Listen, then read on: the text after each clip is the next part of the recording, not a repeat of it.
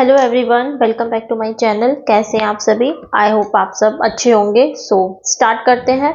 इससे पहली वीडियो में हमने मुदाइलर कमीशन के बारे में पढ़ा था।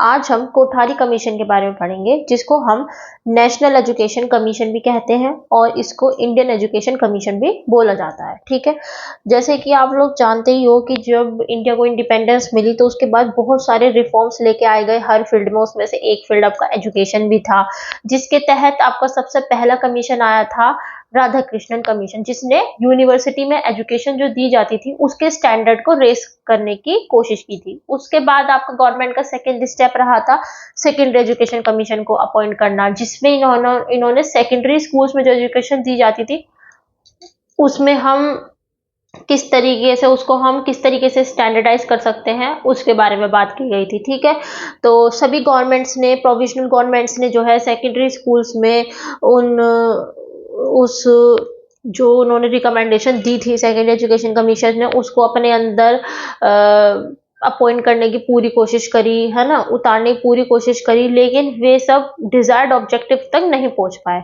तो फिर जब डीपली थिंक करा कि हम एजुकेशन को किस तरीके से रीऑर्गेनाइज कर सकते हैं और एक यूनिफॉर्म एजुकेशन पॉलिसी हम बनाना चाहते हैं पूरी कंट्री के लिए, कि एक ही यूनिफॉर्म एजुकेशन पॉलिसी होनी चाहिए, तो उसके लिए गवर्नमेंट ऑफ इंडिया ने एक 17 मेंबर की एक नेशनल एजुकेशन कमीशन को अपॉइंट करा। ठीक है ना, जो इस कमीशन के चेयरमैन थे वो थे DS कोठारी। इसी के नाम पे ये कौन थे? ये यूनिवर्सिटी ग्रांट्स कमीशन के चेयरमैन थे, तो इसी के नाम पे इसको कोठारी कमीशन भी कहा जाता है। ठीक है ना, फिर इस कोठारी कमीशन ने सब चीज़ों पे स्टडी करी, इन डेप्थ स्टडी करी, इंडियन सिस्टम ऑफ एजुकेशन पे रीजंस फाइंड आउट करने की कोशिश करी कि आखिर कहाँ हम ऑब्जेक्टिव को मीट करने में आखिर हम फेल क्यों हो जा रहे हैं, क्यों नहीं हम वहां तक पहुंच पा रहे हैं। पॉलिसी इन्होंने डिसाइड करने की पूरी कोशिश करी कि किस तरीके से एडमिनिस्ट्रेशन होना चाहिए, ऑर्गेनाइजेशन होना चाहिए। ठीक है ना, किस तरीके का हम एक सिस्टम डेवलप करें जिसमें बच्चों का एक ऑल राउंड डेवलपमेंट हो सके। ठीक है ना, और किस तरीके से हम इम्प्रूवमेंट लेके आ सके एजुकेशन में। ठीक है ना, तो इन्होंने ये सारे सजेशंस दिए गवर्नमेंट को, सब कुछ अध्ययन करके। तो इस कमीशन ने अपनी रिपोर्ट गवर्नमेंट को सबमिट करी और उसी के बिहाफ पे इसने कुछ सजेशंस दिए। अब क्या सजेशंस थे उसके बारे में पढ़ते हैं। इनका एडमिनिस्ट्रेशन को लेके क्या सजेशन था। ठीक है ना, देखो, इनका पहला तो ये कहना था, कोठारी कमीशन का कहना था, the destiny of India is being shaped in her classrooms, कि इंडिया का जो भविष्य है ना वो क्लासरूम्स में है। ठीक है ना, मैं लिख भी देती हूँ, the destiny of India is being shaped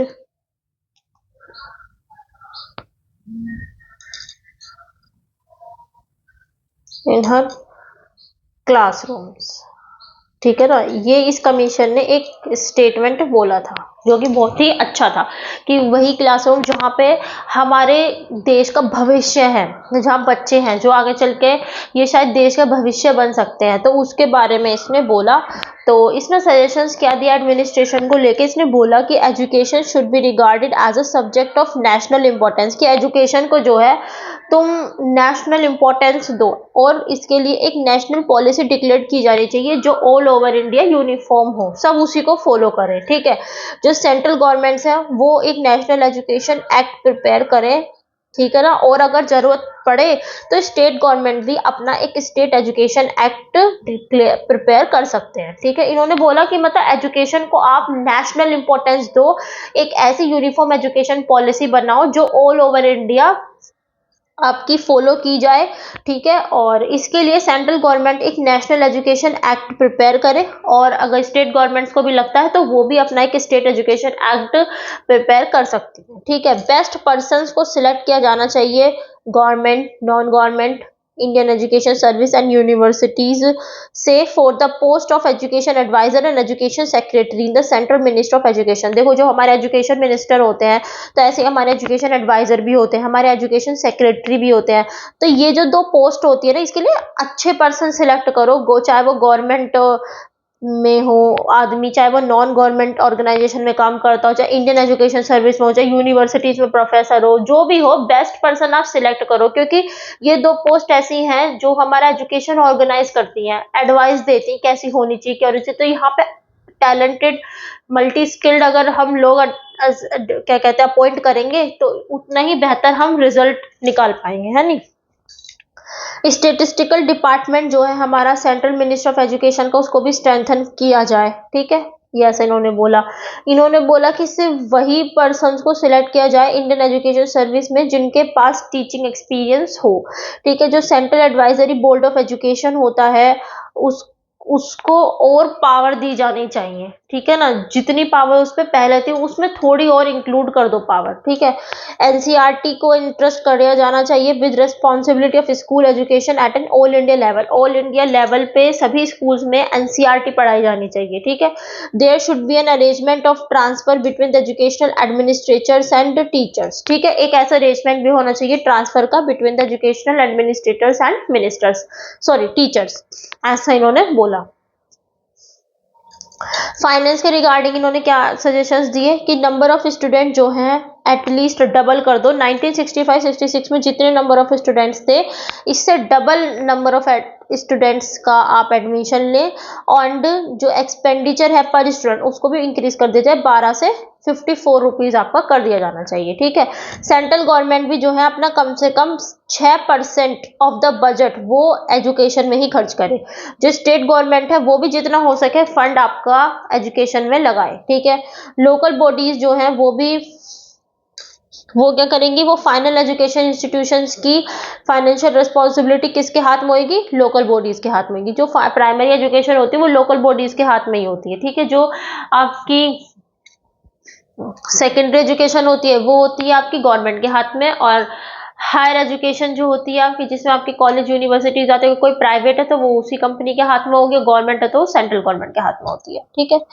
economic add भी प्रोवाइड की जानी चाहिए प्राइवेट सोर्स से एज मच एज पॉसिबल, की मतलब अगर कोशिश करो कि प्राइवेट सोर्स भी अगर थोड़ी बहुत इकोनॉमिक हेल्प आपके प्रोवाइड कर दे सकते हैं आपको, तो वो दे, ठीक है ना। कोशिश करो उनसे इकोनॉमिक हेल्प लेने की, ठीक है। फिर उन्होंने एजुकेशनल प्लानिंग के बारे में क्या बोला कि it should be done separately at the central and the state levels पे, सेपरेट होनी चाहिए एजुकेशन प्लानिंग।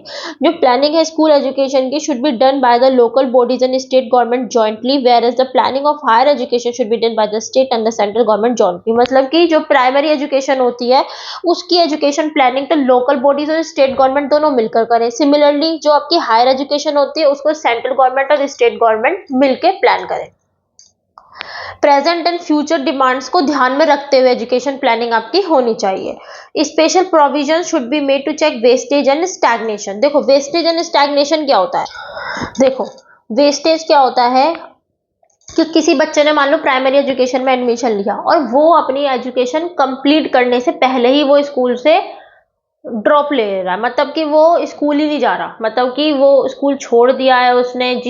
इसके भी कई कारण हो जाते हैं कि भाई पोवर्टी है, इस वजह से भी आपका कई रीजंस हो जाते हैं जिसकी वजह से बच्चा स्कूल को छोड़ देता है, पहले छोड़ देता है, अपनी एजुकेशन कंप्लीट नहीं कर पाता है, या फिर उसको लगता है कि टीचिंग अच्छी नहीं मिल रही है, फैसिलिटीज की कमी है, और बहुत सारे सोशल फैक्टर्स हो जाते हैं जैसे कि चाइल्ड मैरिज हो गया, ठीक है ना। तो ऐसा कुछ होता है। तो इसमें मतलब वेस्टेज का मतलब क्या होता है कि प्राइमरी एजुकेशन बच्चा जो है पहले ही छोड़ देता है, उसको पूरी नहीं करता। प्राइमरी एजुकेशन या कोई भी एजुकेशन वो ले रहा है उसको वो कंप्लीट करने से पहले छोड़ दे रहा, तो वो कहलाता है आपका वेस्टेज। स्टैग्नेशन क्या कहलाता है, स्टैग्नेशन कहलाता है, इसका मतलब होता है एक तरीके से डिक्लाइन इन लर्निंग। मतलब कि जो बच्चा है उसकी लर्निंग में डेवलपमेंट ही नहीं हो रहा है, वो एक ही क्लास में है, भाई बस बच्चे फेल हो जाते हैं, ठीक है ना। तो ये वो बच्चा एक ही क्लास में है 3-4 साल से, ठीक है ना, वो आगे ही नहीं मूव कर पा रहा है, तो उसको बोलते हैं स्टैग्नेशन, ठीक है ना। स्टैग्नेशन का ये एक इंग्लिश वर्ड है जिसका मतलब ये होता है वैसे भी रुका हुआ, कि वो एक ही क्लास में ही टिक गया, वो आगे ही नहीं बढ़ रहा है, तो उसको बोला जाता है स्टैग्नेशन, ठीक है ना।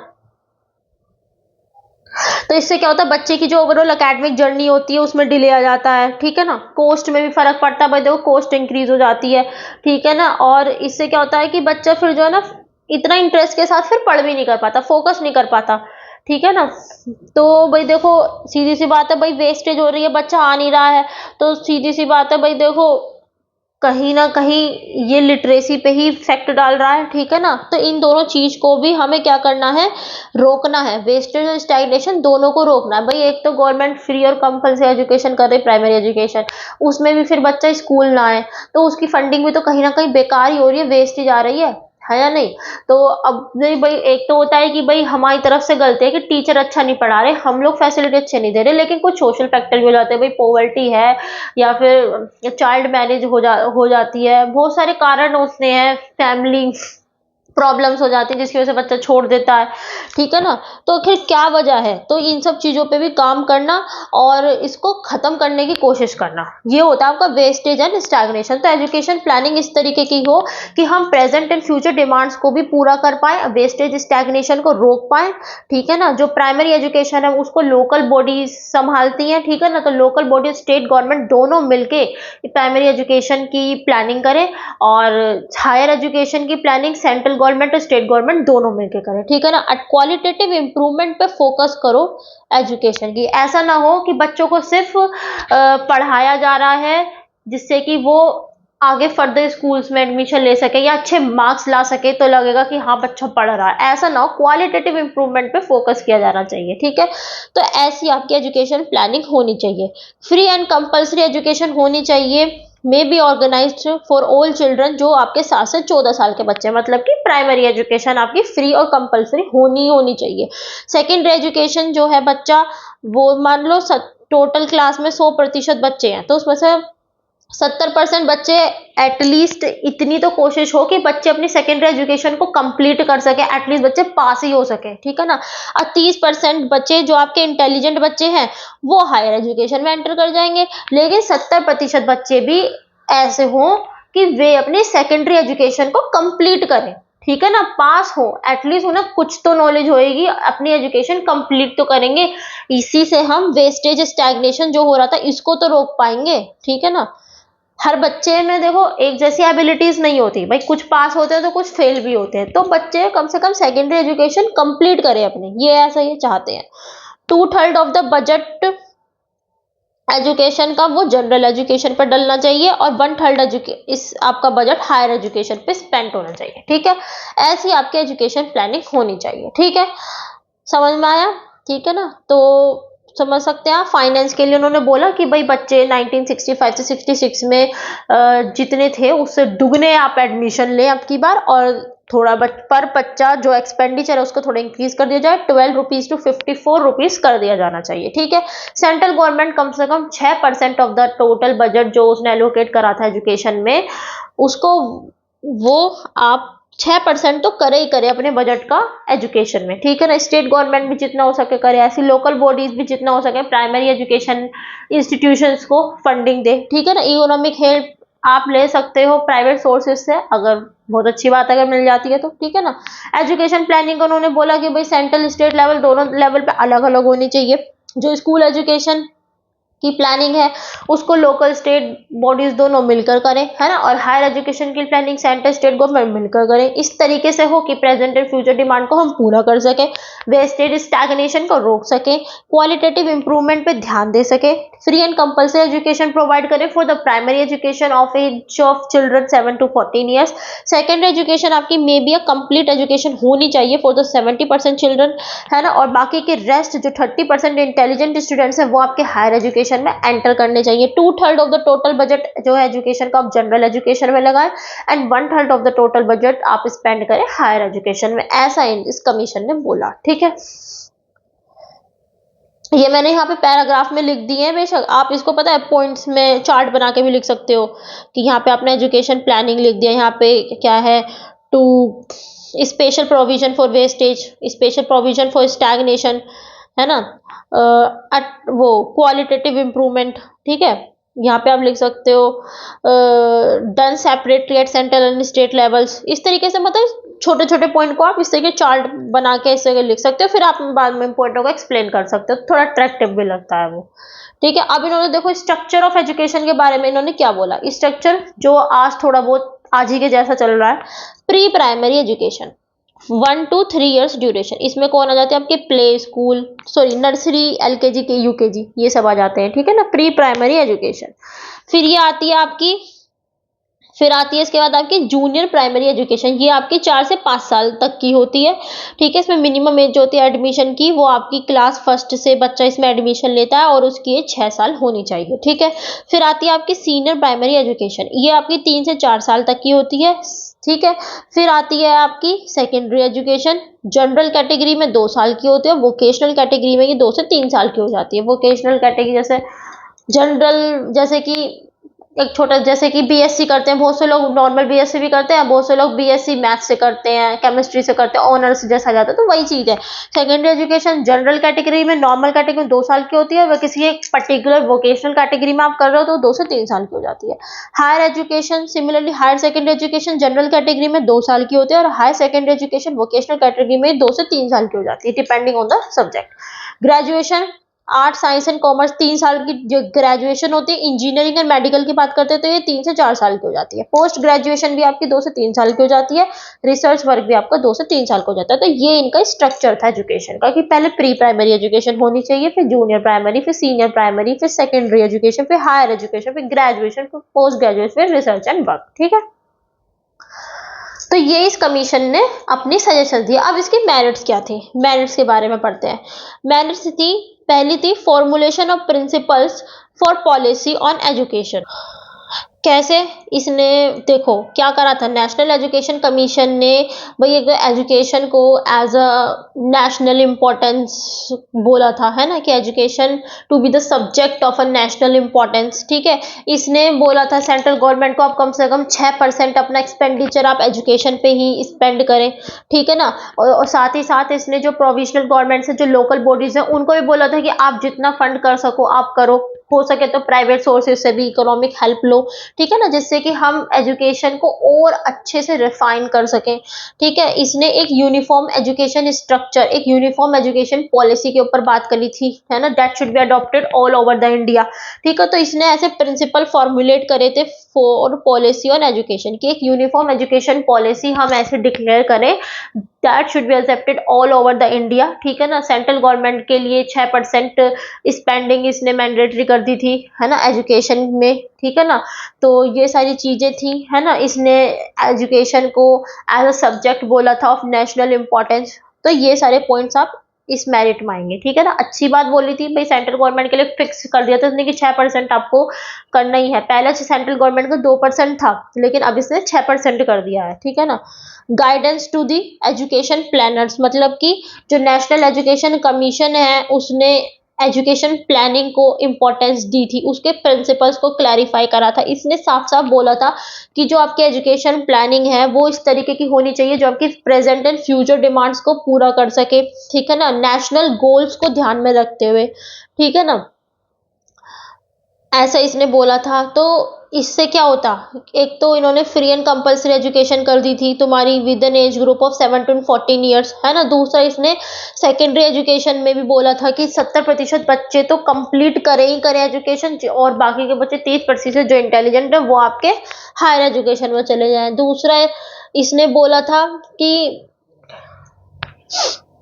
ये इसने एजुकेशन प्लानिंग के बारे में बोला था। एक पॉइंट और बोला था इसने कि वेस्टेज एंड स्टैग्नेशन को रोकने की बात इसने बोली थी। तो ये सब इसने गाइडेंस दी थी एजुकेशन प्लानिंग को, एजुकेशन प्लानर्स को जो एजुकेशन प्लानिंग करेंगे कि इस तरीके से आप एजुकेशन प्लानिंग करें। तो बहुत अच्छी गाइडेंस दी थी भाई इसने, वेस्टेज स्टैग्नेशन को रोकने की इसने बात कही थी, है ना नहीं। और इसने जो है सेकेंडरी एजुकेशन में बोला था कि 70% बच्चे आपके एजुकेशन कंप्लीट करें और 30% जो आपके इंटेलिजेंट बच्चे हैं वो आपके एंटर करें इनटू द हायर एजुकेशन में, ठीक है ना, फ्यूचर एंड प्रेजेंट की डिमांड्स को फुलफिल करें। तो ये बहुत अच्छे पॉइंट्स थे इसके, ठीक है। ब्रॉड एम था एजुकेशन का, द कंसिस्टेंट विद टाइम, मतलब कि कमीशन ने जनरल एम्स जो होते हैं एजुकेशन के उसको डिटरमाइन करा था, उसको इसने बताया था जिससे कि हम प्रोडक्शन में इंक्रीमेंट ला सकें, सोशल इक्वालिटी अचीव कर सकें, नेशनल इंटीग्रेशन को अचीव कर सकें, डेमोक्रेटिक वैल्यूज को डेवलप कर सकें, अपने जो नेशन का कल्चर है उसको प्रिजर्व कर सकें, और सोशल, मोरल, स्पिरिचुअल वैल्यूज को भी हम डेवलप कर सकें बच्चों में। ठीक है ना। ज़्यादातर सबके एम यही होते हैं कि बच्चों के अंदर डेमोक्रेटिक वैल्यूज आए, सोशल मोरल वैल्यूज आए, स्पिरिचुअल वैल्यूज आए, बच्चे के अंदर अपने जो नेशन का कल्चर है उसको हम प्रिजर्व करके रख सकें, है या नहीं। नेशनल इंटीग्रेशन होना चाहिए, सोशल इक्वालिटी अचीव हम कर सकें, बच्चों में प्रोडक्शन हो, डेवलपमेंट हो, उनकी प्रोग्रेस हो। ठीक है ना। ज़्यादातर यही एम होते हैं। ठीक है ना। तो ये जो एम होते थे ये हमारे क्या है, प्रेजेंट के टाइम के अकॉर्डिंग रेलेवेंट थे। भाई आज हम डेमोक्रेटिक इंडिया के अंदर हैं, आज हमारा देश आज़ाद है, तो हमारे ये जो हमारे एम थे ये टाइम के हिसाब से ही तो कंसिस्टेंटली चल रहे थे। आज हम डेमोक्रेटिक हैं, डेमोक्रेटिक इंडिया है आज हमारा, तो हमारा फर्ज बनता है कि हमारे अंदर डेमोक्रेटिक वैल्यूज डेवलप हो, अपने नेशन के कल्चर को प्रिजर्व करके रखे। तो ये जो इसके ब्रॉड एम्स थे, data these are consistent with time. ठीक है ना। फिर आता है आपका comprehensive thought on primary education. बहुत अच्छी डीप थिंकिंग की थी इसने प्राइमरी एजुकेशन के ऊपर। कमीशन ने जो है फ्री एंड कंपल्सरी एजुकेशन कर दी थी ना। प्राइमरी एजुकेशन जो बच्चे 7 से 14 साल के बच्चे होते हैं वो प्राइमरी एजुकेशन ही तो लेते हैं, तो उसको फ्री एंड कंपल्सरी कर दिया था इसने। ठीक है ना। सेम टाइम्स इसने ऐसे सजेशन दिए थे कि हम किस तरीके से क्वालिटेटिव इंप्रूवमेंट ला सकते हैं एजुकेशन में, है ना, और वेस्ट एंड स्टैग्नेशन को हम किस तरीके से रोक सकते हैं, वो तो उसने हर लेवल पर रोकने की बात करी थी। तो प्राइमरी एजुकेशन में भी इसने बात करी थी कि बच्चे स्कूल छोड़े ना बिल्कुल भी, या एक ही क्लास में ना रहे। वेस्ट एंड स्टैग्नेशन को हम किस तरीके से खत्म कर सकते हैं, क्वालिटेटिव इंप्रूवमेंट कैसे ला सकते हैं प्राइमरी एजुकेशन में, इसके ऊपर इसने बात करी थी। ठीक है ना। Suggestions regarding secondary education consistent with time. Secondary education को लेके भी इसने तुम्हारे कुछ सजेशंस दिए थे। ठीक है ना, कि 70% बच्चे जो है अपनी एजुकेशन कंप्लीट करें। ठीक है ना। और क्या कहते हैं कि जो आपके नेक्स्ट 30% बच्चे हैं, जो इंटेलिजेंट बच्चे हैं, वो आपकी हायर एजुकेशन में एंटर करें। ठीक है ना। और सेकेंडरी एजुकेशन को भी इसने 2 पार्ट में कैटेगराइज कर दिया था आपका, सेकेंडरी एजुकेशन जनरल कैटेगरी में, वोकेशनल कैटेगरी में। ठीक है ना। तो ये सब था। वोकेशनल एजुकेशन भी आपके इसमें दी जाती थी, वह बच्चों को गाइडेंस और काउंसलिंग भी दी जाती थी सेकेंडरी लेवल पे। ठीक है ना। हाँ, तो ये इसी वजह से इसने हम इसके ऊपर एम्फेसिस डाला था सेकेंड एजुकेशन के इस पे। Check on the expansion of higher education and emphasis upon its. देखो इसका क्या मतलब है कि इस सजेशन ने जो है further expansion of higher education को तो रेस्ट्रिक्ट कर दिया था, और उसके ही स्टैंडर्ड को रेस करने की इसने बात करी थी। इसने बोला था कि जो आपके लार्ज नंबर ऑफ स्टूडेंट्स होते हैं, ठीक है ना, जो सब बच्चे पढ़ते हैं, इससे क्या होता है ना, एजुकेटेड अनएम्प्लॉयमेंट डेवलप हो जाती है। एजुकेटेड अनएम्प्लॉयमेंट, बट डिग्री है तो बच्चे एजुकेटेड तो कहलाएंगे, पर आता उन्हें कुछ भी नहीं है। एजुकेटेड अनएम्प्लॉयमेंट आपकी इससे बढ़ जाती है, इससे हमारी रिसोर्सेज का वेस्टेज होता है। तो इसलिए इन्होंने बोला था कि हायर एजुकेशन हम उन्हीं कुछ टैलेंटेड स्टूडेंट्स को प्रोवाइड करेंगे जो कैपेबल होंगे, कि स्पेशलिस्ट बन पाएंगे अलग अलग फील्ड में, जिस एक बेस्ट क्वालिटी ऑफ एजुकेशन हम उन बच्चों को दे पाएंगे विद द लिमिटेड रिसोर्सेज। तो इससे हमारी रिसोर्सेज का वेस्टेज भी नहीं होगा, एजुकेटेड अनएम्प्लॉयमेंट भी जनरेट नहीं होएगी। ठीक है ना। और जो टैलेंटेड और जो बहुत ही होनहार बच्चे हैं उनको हम हायर एजुकेशन भी दे पाएंगे। ठीक है ना। तो ये इसका कहना था कि हायर एजुकेशन के एक्सपेंशन को पे तो इसने रेस्ट्रिक्शन लगा दिया, तो उसके स्टैंडर्ड को रेस करने की ही इसने बात बोली थी कि जो बहुत सारे स्टूडेंट्स होते हैं, बहुत सारे जनरल स्टूडेंट्स होते हैं, तो इनको पढ़ाना तो ये समझो एक तरीके से कि एजुकेटेड अनएम्प्लॉयमेंट को क्रिएट करना है। तो इसलिए इन्होंने जो कुछ टैलेंटेड पर्सन्स होते थे आपके, उन्हीं को ही हायर एजुकेशन में भेजा जाता था। ठीक है ना।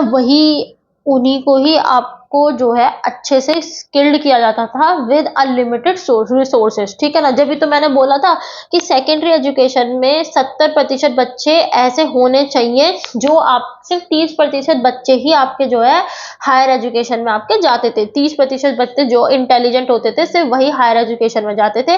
बाकी के बच्चे 70% बच्चों को अपनी सेकेंडरी एजुकेशन कंप्लीट करनी है। उन बच्चों को सेकेंडरी एजुकेशन तो कंप्लीट करनी है। एजुकेशन देखो, प्राइमरी और सेकेंडरी, ये 2 एजुकेशन इतनी इंपॉर्टेंट होती है कि बच्चे को लेनी जरूरी होती है। जब भी तो उन्होंने सेकेंडरी एजुकेशन में वोकेशनल कैटेगरी को भी इंक्लूड कर दिया था कि कोई बच्चा मान लो थोड़ा बहुत इंटेलिजेंट भी नहीं है कि वो फर्दर हायर एजुकेशन नहीं ले सकता, उसकी उसके अंदर इतनी कैपेबिलिटी नहीं है, तो सेकेंडरी एजुकेशन वो कंप्लीट करे वोकेशनल कैटेगरी से, जनरल कैटेगरी से, जिससे भी उसको करना है, तो उसी के बिहाफ पे वो इतनी स्किल सीख जाएगा कि वो अपना लिवलीहुड अर्न कर पाएगा।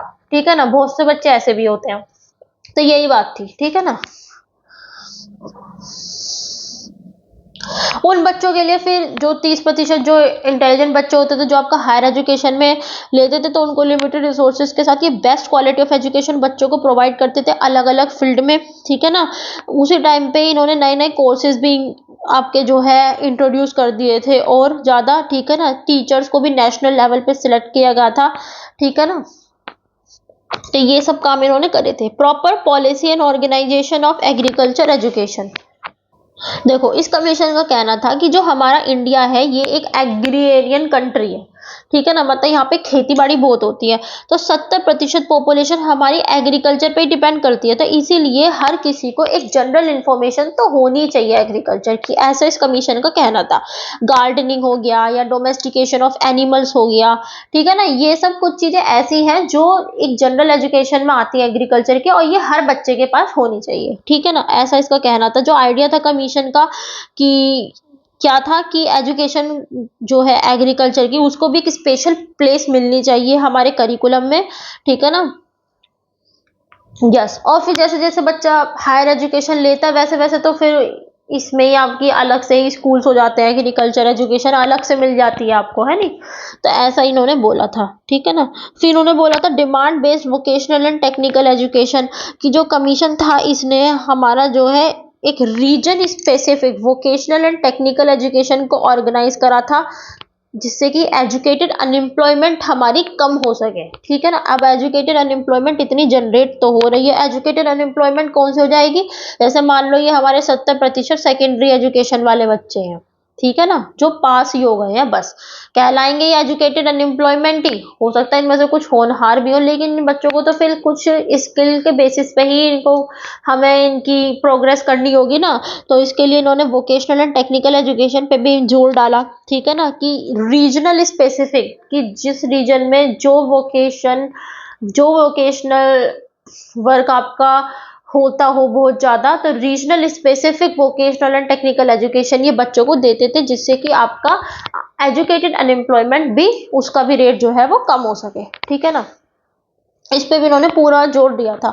Emphasis upon science education and scientific research पे भी इन्होंने जोर डाला था कि साइंस एजुकेशन की तो बहुत ही ज़्यादा नेसेसिटी है for the modernisation of a country. ठीक है ना, और उसके साइंटिफिक रिसर्च पे भी इन्होंने बहुत ज़्यादा एम्फेसिस डाला था। ठीक है ना, इस आपका स्पेस टेक्नोलॉजी में, आपका सॉफ्टवेयर फील्ड में, आपका, ठीक है ना, इन सब चीज़ों में इन्होंने जोर डाला था कि ये भी बच्चों के दी जानी चाहिए जो आपके हाईली स्किल्ड बच्चे हैं। ठीक है, प्रॉपर सजेशंस थे related to teachers standards and teacher training, की टीचर का स्टैंडर्ड हम किस तरीके से रेज कर सकते हैं, टीचर ट्रेनिंग हम किस तरीके की प्रोवाइड करें, इसके ऊपर भी इन्होंने आपके सजेशन दिए थे, जिससे कि उनकी पे स्केल्स को भी इम्प्रूव किया जा सके, है ना, और अच्छे और टैलेंटेड पर्सन इस प्रोफेशन में अट्रैक्ट हो सके, है ना, उनकी सर्विस कंडीशंस को हम किस तरीके से इम्प्रूव कर सकते हैं। इन सब के बारे में भी इन्होंने इसमें इन सब के बारे में भी इन्होंने यहाँ पे बात करी थी। ठीक है ना,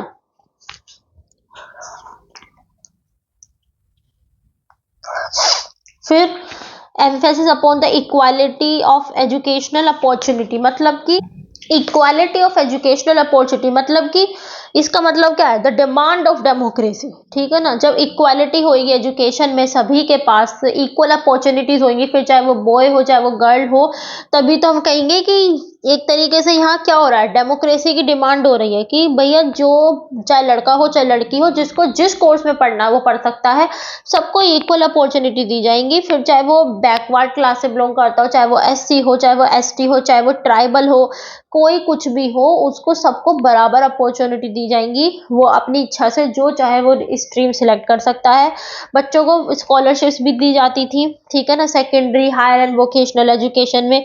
तो ये कमीशन का बहुत बहुत ही अच्छा पॉइंट था, ठीक है ना, कि इसने किसी में डिस्क्रिमिनेशन नहीं करा था, चाहे एससी हो, चाहे एसटी हो, चाहे ट्राइबल हो, चाहे बैकवर्ड क्लास हो, चाहे माइनॉरिटी से बिलोंग करता, चाहे बॉय हो, चाहे गर्ल हो, इक्वल अपॉर्चुनिटी ये देते थे एजुकेशन की। सभी बच्चों को स्कॉलरशिप मिलती है तो सबको मिलती है, ऐसा नहीं कि एससी एसटी वालों को ही मिलती है, सबको ये अपॉर्चुनिटी देते थे जिसको भी जरूरत। प्रॉपर प्लान थे फॉर द एडल्ट एजुकेशन, मतलब इस कमीशन ने एडल्ट एजुकेशन को भी विजुअलाइज करा, ठीक है ना, और उसी के रिगार्डिंग इसने अपना पर्सपेक्टिव दिया कि हम किस तरीके से इलिटरेट एडल्ट्स जो होते हैं हम उनको एजुकेट कर सकते हैं, जिससे कि हमारे जो लिटरेट एडल्ट्स हैं उसकी लिटरेसी को हम बरकरार रख सकें, ठीक है ना। तो इसने एक शॉर्ट टर्म एजुकेशन ऑर्गेनाइज की थी जो इंटरेस्टेड हैं जो एडल्ट्स उनके लिए वेरियस फील्ड में, जिससे कि वो अपनी नॉलेज को स्किल्स को अपडेट कर सकते हैं, ठीक है ना। तो इसने जो है प्रायोरिटाइज दिया था एडल्ट एजुकेशन को भी, ठीक है ना। इससे पहले यहाँ पे किसी ने बात नहीं करी थी, किसी कमीशन ने, लेकिन इसने बात करी थी शॉर्ट टर्म एजुकेशन दी जाती थी एडल्ट्स को, ठीक है ना। वो जो जिस फील्ड में भी वो नॉलेज लेना चाहते हैं अपनी नॉलेज को अपडेट कर सकते हैं, अपनी स्किल्स को अपडेट कर सकते हैं, ठीक है ना। उसके लिए उन्होंने एक परमानेंट लाइब्रेरीज भी इन्होंने आपकी स्टैब्लिश कर दी थी, ठीक है ना। तो ये चीज थी, ठीक है। तो ये काफी सारी इसकी कुछ मेरिट थी। अब पढ़ते हैं इसके डीमेरिट्स क्या थे, ठीक है। इल डिफाइंड एडमिनिस्ट्रेशन था, मतलब कि जैसे कि आपका बोला गया था कि जो सेंट्रल गवर्नमेंट है वो आपका 6% आपका बजट एजुकेशन में एलोकेट करेगी, या फिर हायर एजुकेशन जो है वो सेंट्रल स्टेट गवर्नमेंट दोनों मिलके एजुकेशन प्लानिंग करेंगे फॉर द हायर एजुकेशन। तो ऐसा कुछ भी नहीं हो रहा था। सेंट्रल एंड स्टेट गवर्नमेंट जहां इन दोनों को एक दूसरे के वर्क को सप्लीमेंट करना था, ठीक है ना, साथ काम करना था, वहां ये दोनों गवर्नमेंट अपने अपने काम ही कर रही थी, ठीक है ना, अपने ही हिसाब से चल रही थी, ठीक है ना। तो इल डिफाइंड स्ट्रक्चर था बहुत ज्यादा कि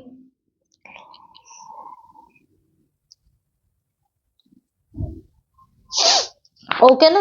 तो सेंट्रल गवर्नमेंट अपने हिसाब से काम कर रही थी, स्टेट गवर्नमेंट अपने हिसाब से काम कर रही थी। मतलब कि जो कमीशन ने अपने रिकमेंडेशन में दिया था ना कि सेंट्रल गवर्नमेंट को ये काम करना चाहिए, स्टेट गवर्नमेंट को ये काम करना चाहिए, दोनों को मिलकर ये काम करना चाहिए, तो वो चीजें फुलफिल नहीं हो रही थी, ठीक है ना। मैचिंग ही नहीं बैठ रही थी दोनों गवर्नमेंट के ओपिनियंस में, उनके सजेशंस में एक दूसरे के, कि हम दोनों को इस तरीके से करना चाहिए। जहां काम साथ करने की बात आ जाती है तो दो लोगों का आइडियाज बहुत ही रेयर मिल पाते हैं। तो वही चीज इनके साथ भी थी। जम्बल्ड स्ट्रक्चर था एजुकेशन का, वही की कमीशन ने जो है प्री प्राइमरी एजुकेशन जो है 1 से 3 साल की कर दी थी, प्राइमरी एजुकेशन 4 से 5 साल की कर दी थी, है नी।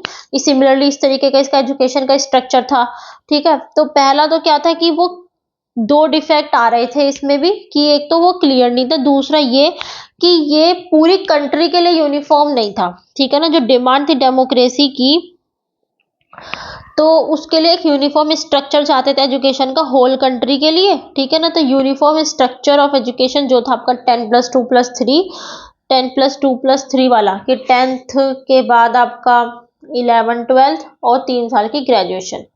आगे चल के इसी पॉलिसी को ही, मतलब जो ये आपकी पॉलिसी चलती आ रही थी ना, इसी को ही इन्होंने अडॉप्ट करा था, ठीक है ना, कि 10+2 मतलब 11 12 +3 मतलब कि ग्रेजुएशन, इसी को ही अडॉप्ट करा गया था। जो इन्होंने स्ट्रक्चर बताया था एजुकेशन का वो बहुत ज्यादा जम्बल्ड था, ठीक है ना, कि इतनी सारी कैटेगराइज कर दिया था इन्होंने एजुकेशन को, तो वो फुलफिल नहीं हो पाया था as a uniform whole out the country, ठीक है ना। Uniformly whole out the country आपका वो नहीं फॉलो कर पाए थे सभी स्टेट्स। मोकरी थी in the name of national education. Mokri कैसे हो गई थी, जैसे कि जब आपका ये कमीशन के जो मेंबर थे तो उसमें एजुकेशनिस्ट ही थे जो अलग अलग देश से थे, ठीक है ना। तो सीधी सी देखो, एक शब्द होता है आपका मेल्टिंग पोट, इंग्लिश का शब्द है ये आपका, एक शायद ईडियम भी है, मेल्टिंग पोट फ्रेज है ये आपका। इसका मतलब क्या होता है कि एक जगह पे अलग अलग विचारधारा के लोग, अलग अलग कल्चर के लोग आपके एक जगह पे बैठे हैं और उनके विचार आपस में नहीं मिल रहे, ठीक है ना। तो एजुकेशनिस्ट जो आपके डिफरेंट कंट्रीज से थे वो मेंबर थे इस कमीशन के, तो उनके जो सजेशन थे वो एक तरीके से मेल्टिंग पोट थे, ठीक है ना। सबके अपने अपने विचार थे, अलग अलग विचार थे जो बहुत ज्यादा मिसमैच कर रहे थे। कि जैसे मान लो कि एक तो कुछ मेंबर तो इसमें से ऐसे थे जो हायर एजुकेशन के एजुकेशनिस्ट थे, तो उनके आइडियाज जो थे प्राइमरी सेकेंडरी एजुकेशन को लेके वो बहुत अलग थे, ठीक है ना। सेकेंडरी एजुकेशन में वो वोकेशनलाइजेशन की बात कर रहे थे और दूसरी तरफ कोई था जो स्पेशलाइजेशन की बात कर रहा था। तो बहुत ही ज्यादा, जिसे कहते हैं एजुकेशन का मजाक सा बन गया था, क्योंकि भाई अलग अलग फील्ड के एजुकेशनिस्ट थे, अलग अलग देश से थे, एक मेल्टिंग पोट सा क्रिएट हो गया था, जिसकी वजह से किसी के भी विचार आपस में मिसमैच, मतलब बहुत ज्यादा मिसमैच कर रहे थे, ठीक है ना। तो ये चीज थी आपकी unnecessary education and vocational guidance from the primary level. भाई देखो एक बात तो बताओ, जब प्राइमरी लेवल पे सरकार ने एजुकेशन को फ्री और कंपलसरी कर दिया, ठीक है ना, तो उस पे आप वोकेशनल गाइडेंस दे रहे हो या एजुकेशनल गाइडेंस दे रहे हो या काउंसलिंग दे रहे हो, तो वो इसका तो कोई मतलब ही नहीं बैठता ना। जब आपने फ्री कर दिया और कंपलसरी कर दिया, तो गाइडेंस किस चीज की फिर, है या नहीं। एजुकेशनल गाइडेंस या वोकेशनल गाइडेंस किस चीज की फिर, जब आप एजुकेशन फ्री कर रहे हो, कंपलसरी कर रहे हो, ठीक है ना। अब प्राइमरी लेवल पे तो वैसे भी बच्चा इतना सक्षम नहीं होता कि वो काउंसलिंग ले या गाइडेंस ले पाए किसी चीज की, तो ये तो बहुत ही ज्यादा मतलब अननेसेसरी सी चीज थी। कॉन्ट्राडिक्टरी आइडियाज थे सेकेंडरी एजुकेशन को लेके भी। कैसे, एक तो इन्होंने जो है आपका कमीशन ने बोला था कि जो सेकेंडरी एजुकेशन है वो एक कंप्लीट एजुकेशन होनी चाहिए फॉर द 70% स्टूडेंट्स, ठीक है ना। तो ये तो इसमें क्या था कि देखो, एक देखो आपकी जो सेकेंडरी एजुकेशन थी वो दो कैटेगरी में डिवाइड थी, जनरल कैटेगरी में और वोकेशनल कैटेगरी में।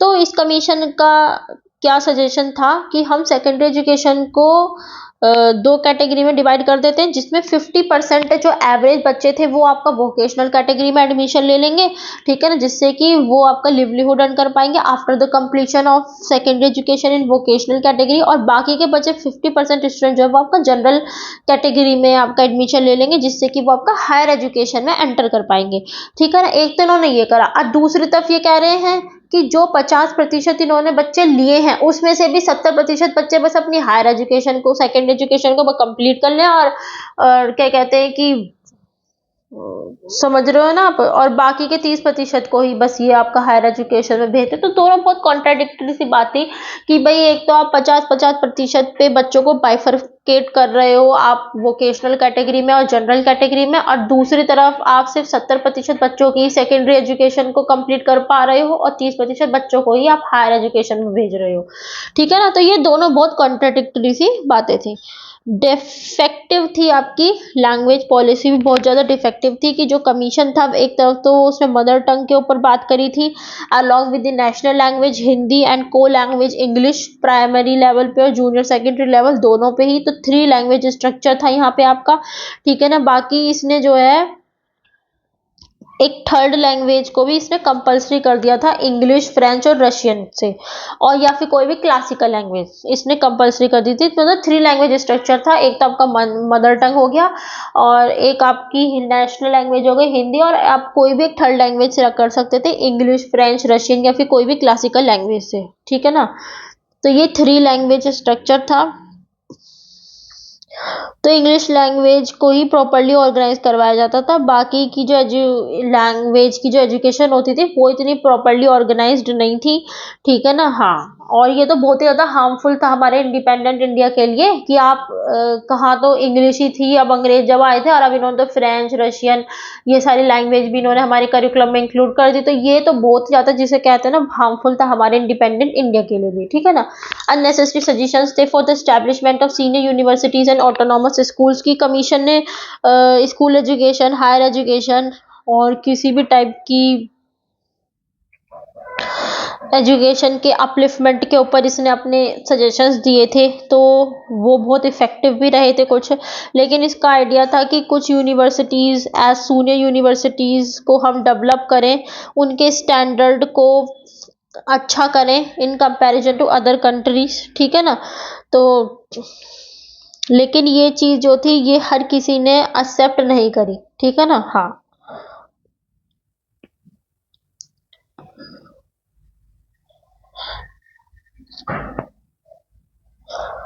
फिर कॉन्ट्रडिक्टरी आइडियाज थे इसके about the expansion of education. बताया तो था एक तो इसने कि हायर एजुकेशन का जो एक्सपेंशन था उसको उसमें रिस्ट्रिक्ट कर दिया था, सिर्फ जो स्किल्ड बच्चे होते थे उसी को ही ये लोग क्या करते थे, लिमिटेड रिसोर्सेज के थ्रू एक बेस्ट ऑफ एजुकेशन ये बच्चों को प्रोवाइड करते थे, ठीक है ना। तो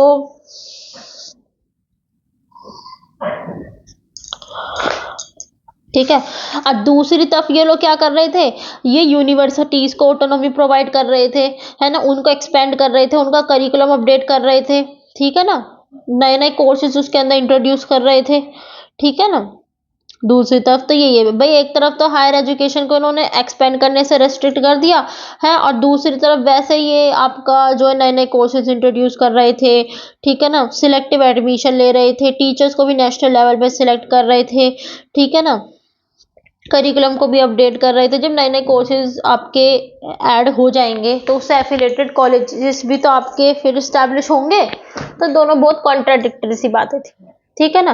तो ये इसकी कुछ डिमेरिट्स थी। मैं एक बार आपको ओवरव्यू दे देती हूँ कि 17 मेंबर की एक नेशनल एजुकेशन कमीशन आपको बनाया था सरकार ने, जिससे कि हम एक यूनिफॉर्म एजुकेशन पॉलिसी डिक्लेयर कर सके, है ना, जो आपकी ऑल ओवर इंडिया आपके फॉलो की जाए, ठीक है। तो उस के जो चेयरमैन थे उस एजुकेशन कमीशन के, नेशनल एजुकेशन कमीशन के या इंडियन एजुकेशन कमीशन के, उनका नाम था डीएस कोठारी। इन्हीं के नाम पे कोठारी कमीशन रखा गया था, ठीक है ना। इसने अपने अपने सजेशन दिए थे, इसने एडमिनिस्ट्रेशन को सजेशन दिए थे कि भाई जो सेंट्रल गवर्नमेंट एक नेशनल एजुकेशन एक्ट बनाए, ठीक है, जिससे वो एक uniform national education policy declare कर सके, ठीक है। एजुकेशन को हम एज अ सब्जेक्ट मानेंगे ऑफ नेशनल इंपॉर्टेंस, ठीक है। और स्टेट गवर्नमेंट भी चाहे तो अपने स्टेट एजुकेशन एक्ट अपना बना सकती है, ठीक है। अच्छे पर्सन सिलेक्ट किए जाने चाहिए, चाहे किसी भी ऑर्गेनाइजेशन से हो, चाहे वो गवर्नमेंट हो, नॉन गवर्नमेंट हो, चाहे वो यूनिवर्सिटीज से हो, for the post of education adviser and education secretary. Statistical department को भी स्ट्रेंथन किया जाना चाहिए, ठीक है ना। और जो एनसीईआरटी आपकी चलाई जानी चाहिए, ठीक है ना। फाइनेंस को इन्होंने बोला कि ये तो बहुत बार बता चुकी मैं, सेंट्रल गवर्नमेंट मिनिमम 6% आपका बजट एलोकेट करेगी। पहले ये 2% था, 2% था, अब ये 6% आपका कर दिया गया है। पर बच्चा एक्सपेंडिचर आपका 12 से 54 रुपीज होना चाहिए, और नंबर ऑफ बच्चे जो हैं आपके स्कूल में उनका एडमिशन आप डबल कर दो इन कंपेरिजन टू 1965-66 में जितने बच्चे आ रहे थे उसके दुगने बच्चे आप लीजिए, ठीक है। इकोनॉमिक एड प्राइवेट सोर्स से आप ले सकते हो। एजुकेशन प्लानिंग इन्होंने बोली थी कि अलग अलग लेवल पे होनी चाहिए, है ना। और आपकी प्राइमरी एजुकेशन की तो लोकल बॉडीज और सेंट्रल स्टेट गवर्नमेंट दोनों मिलके करें, और हायर एजुकेशन की सेंट्रल स्टेट गवर्नमेंट मिलके करें, जो कि नहीं हो पा रहा था लेकिन, ठीक है ना। प्रेजेंट एंड फ्यूचर डिमांड्स के बेसिस पे हो, वेस्टेज एंड स्टैग्नेशन को रोक सके, इसको चेक करो, क्वालिटेटिव इंप्रूवमेंट आ सके, फ्री एंड कंपल्सरी एजुकेशन हो, जो बच्चे आपके प्राइमरी एजुकेशन ले रहे हैं, सेकेंडरी एजुकेशन आपके 70% बच्चों की कंप्लीट होनी चाहिए, और 30% आपके हायर एजुकेशन में जाए। 2/3 टोटल बजट आपका जनरल एजुकेशन में होना चाहिए, 1/3 आपका स्पेंड होना चाहिए हायर एजुकेशन में। ये इन्होंने कुछ स्ट्रक्चर बताया था एजुकेशन का, ठीक है। फिर इसकी मेरिट्स थी भाई, एक तो इन्होंने एजुकेशन प्लानिंग को लेकर गाइडेंस दी थी, एजुकेशन प्लानर्स को इन्होंने प्रिंसिपल्स फॉर्मुलेट करे थे फॉर द पॉलिसी, ठीक, पॉलिसी को लेके एजुकेशन की, कि हम किस तरीके से नेशनल एजुकेशन एक यूनिफॉर्म एजुकेशन पॉलिसी हम डिक्लेयर कर सकते हैं जो आपकी ऑल ओवर इंडिया एक्सेप्ट की जाए, ठीक है ना। इन्होंने एजुकेशन जो है उसको लेके एक ब्रॉड एम थे इनके, कि बच्चों के अंदर डेमोक्रेटिक वैल्यूज डेवलप हो, नेशनल इंटीग्रेशन आए, सोशल इक्वालिटी को हम अडॉप्ट कर सकें, सोशल मोरल स्पिरिचुअल वैल्यूज इनके अंदर डेवलप हो, है नहीं, ये सब चीज़ें थी। इन्होंने सेकेंडरी एजुकेशन के भी हाथ पे भी इन्होंने कुछ सजेशन दिए थे पीछे, है नहीं, उसको 2 कैटेगरीज में कैटेगराइज कर दिया था, general category and vocational category में, ठीक है। सिर्फ 70% बच्चे ही आपके ऐसे होते थे जो सेकेंडरी एजुकेशन सिर्फ कंप्लीट कर पाते थे, 30% बच्चे जो इंटेलिजेंट होते थे उनको हायर एजुकेशन में भेजा जाता था। बाकी इन्होंने 50-50 टोटल स्ट्रेंथ को 50-50% में इन्होंने बाइफरफेट कर दिया था इन जनरल एजुकेशन और वोकेशनल एजुकेशन में। वोकेशनल एजुकेशन वाले जो बच्चे होते थे वो बच्चे होते थे जिससे कि आपका जो एजुकेटेड अनएम्प्लॉयमेंट है उसके रेट को कम करने के लिए जो आपके सेकेंडरी एजुकेशन में जो वोकेशनल कैटेगरी में बच्चे होते थे उन बच्चों को वहाँ पे वोकेशनल स्किल्स प्रोवाइड किए जाते थे, जिससे कि बच्चे लिवलीहुड अर्न कर सके अपना, ठीक है ना। और जो जनरल एजुकेशन वाले होते थे वो आपके फिर हायर एजुकेशन में जाते थे, ठीक है। एक पॉलिसी बनाई थी इन्होंने एग्रीकल्चर एजुकेशन को लेके, वोकेशनल टेक्निकल एजुकेशन को लेके, science education and scientific research पे भी इन्होंने फोकस दिया था। सजेशन दिए थे टीचर स्टैंडर्ड को किस तरीके से रेज कर सकते हैं, टीचर प्लानिंग क्या और ट्रेनिंग कैसे दी जानी चाहिए, इक्वालिटी ऑफ एजुकेशनल अपॉर्चुनिटी पे भी इन्होंने जोर दिया था कि चाहे एससी हो, चाहे बैकवर्ड क्लास, चाहे माइनॉरिटी, SC ST, आपको जब बॉय जब गर्ल हो, सबके पास बराबर अपॉर्चुनिटी एजुकेशन लेने की, आप जिस स्ट्रीम में चाहो उस स्ट्रीम में आप कर सकते हो, ठीक है ना। प्रॉपर प्लान थे एडल्ट एजुकेशन को लेके। एक इन्होंने शॉर्ट टर्म पीरियड का एक एजुकेशन इन्होंने ऑर्गेनाइज कर दी थी for the adult education to update their knowledge and skills, ठीक है। डीमेरिट थी वही डिफाइंड इल डिफाइंड स्ट्रक्चर था। सेंट्रल गवर्नमेंट अपना काम कर रही थी, स्टेट गवर्नमेंट अपना काम कर रही थी, जहां दोनों एक दूसरे को सप्लीमेंट करने चाहिए थे। सप्लीमेंट का मतलब क्या होता है कि दोनों का काम ऐड होना चाहिए, दोनों जॉइंटली काम करने चाहिए, वो चीज नहीं हो रही थी जो डिफाइंड थी हमारे उसमें कमीशन की सजेशंस में। जम्बल्ड स्ट्रक्चर था भाई, बहुत ज़्यादा उल्टा सीधा स्ट्रक्चर था, तो ये कोई फॉलो भी नहीं हो पाया था। इस वजह से 10+2+3 वाला स्ट्रक्चर ही आपका फॉलो हो पा रहा था। मौकरी थी in the name of national education. भाई कमीशन में अलग अलग देश से मेंबर्स थे आपके, जो अलग अलग फील्ड के एजुकेशनिस्ट थे। तो भाई मान लो जैसे कोई एजुकेशनिस्ट है आपका सेकेंड एजुकेशन का, तो प्राइमरी एजुकेशन को लेकर उसके बड़े बकवास से सजेशंस थे, ठीक है ना। तो इस तरीके की मिसमैचिंग हो रही थी लोगों के आपस के व्यूज में, एक मेल्टिंग पोर्ट सा क्रिएट हो गया था वहाँ पे। अननेसेसरी एजुकेशनल वोकेशनल गाइडेंस थी प्राइमरी लेवल पे। भाई जब एजुकेशन फ्री कर रखी है और कंपलसरी कर रखी है तो गाइडेंस की तो जरूरत ही नहीं है, वहाँ पे तो बहुत अननेसेसरी सी बात हो गई। अब प्राइमरी लेवल पे बच्चा इतना सक्षम नहीं होता कि उसको काउंसलिंग चाहिए या गाइडेंस चाहिए, है या नहीं। कॉन्ट्राडिक्टरी आइडियाज थे सेकंड एजुकेशन को लेकर। भाई बात भाई, एक तरफ तो तुम टोटल स्टूडेंट को 50-50% में बाइफरकेट कर रहे हो, वोकेशनल कैटेगरी में, जनरल कैटेगरी में। दूसरी तरफ भी उसमें से भी तुम फिर जो है 70% बच्चों को सिर्फ पास करवा रहे हो, 30% बच्चों को आप सिर्फ तुम इंटेलिजेंट बच्चा मान के तुम उसको हायर एजुकेशन दिलवा रहे हो, तो ये कोई तुक नहीं बैठता। इन डिफेक्टिव थी लैंग्वेज पॉलिसी। भाई इन्होंने जो है 3 लैंग्वेज स्ट्रक्चर था, 3 लैंग्वेज में भी एक तो आपकी हिंदी थी, एक आपकी मदर टंग थी, और तीसरी लैंग्वेज में इन्होंने चॉइस दे दी थी, इंग्लिश हो गई आपकी, फ्रेंच हो गई, रशियन हो गई, या फिर कोई रशियन हो गई, या फिर आपकी कोई भी क्लासिकल लैंग्वेज हो गई, ठीक है ना। तो ये तो हमारा इंडिपेंडेंट इंडिया के लिए एक बहुत ही हार्मफुल बात थी कि भाई पहले तो इंग्लिश ही थी, अब तो इन्होंने फ्रेंच रशियन जैसी भाषा भी लिया है। ये तो ये तो बहुत ही ज्यादा डेमोक्रेटिक इंडिया पे इफेक्ट डालती है ये चीज 100%। अननेसेसरी सजेशंस थे for the establishment of senior universities and autonomous colleges, ठीक है ना। एंड कॉन्ट्राडिक्टरी आइडियाज थे एक्सपेंशन ऑफ एजुकेशन को लेके। ये इसके कुछ डिमेरिट्स थे। कॉन्ट्राडिक्टरी कैसे था कि भाई एक तो एक तरफ तो हायर एजुकेशन को ये एक्सपेंशन को तो इसने रेस्ट्रिक्ट करा था, है या नहीं, कि इसने तभी बोला था कि इससे क्या होता है आपका एजुकेटेड अनएम्प्लॉयमेंट क्रिएट हो जाती है, तो इसलिए ये सिर्फ जो कुछ सिलेक्टेड जो टैलेंटेड बच्चे होते थे उनको ही हायर एजुकेशन देते थे, बेस्ट एजुकेशन प्रोवाइड करते थे लिमिटेड रिसोर्सेज के साथ। दूसरी तरफ ये वैसे यूनिवर्सिटीज को ऑटोनॉमी भी दे रहे थे, है ना, कोर्सेज इंट्रोड्यूस कर रहे थे उसके अंदर, है या नहीं, एफिलेटेड कॉलेजेस को एक्सपेंड कर रहे थे। तो ये बड़ी कॉन्ट्राडिक्टरी सी बात थी, ठीक है ना। तो ये इसके कुछ डिमेरिट्स थे। आई होप आप सबको समझ में आया होगा। तो ये आज था आपका कोठारी कमीशन। इसके बाद हम पढ़ेंगे आपका नेशनल एजुकेशन पॉलिसी है आपकी। इसके बाद हमारी नेशनल एजुकेशन पॉलिसी 1986 डिक्लेयर हो गई थी आपकी, ठीक है ना। इसके बाद उसके बाद एक और टॉपिक है, फिर आपकी ये यूनिट भी कंप्लीट हो जाएगी, फिर उसके बाद हम नेक्स्ट यूनिट स्टार्ट करेंगे, ठीक है ना।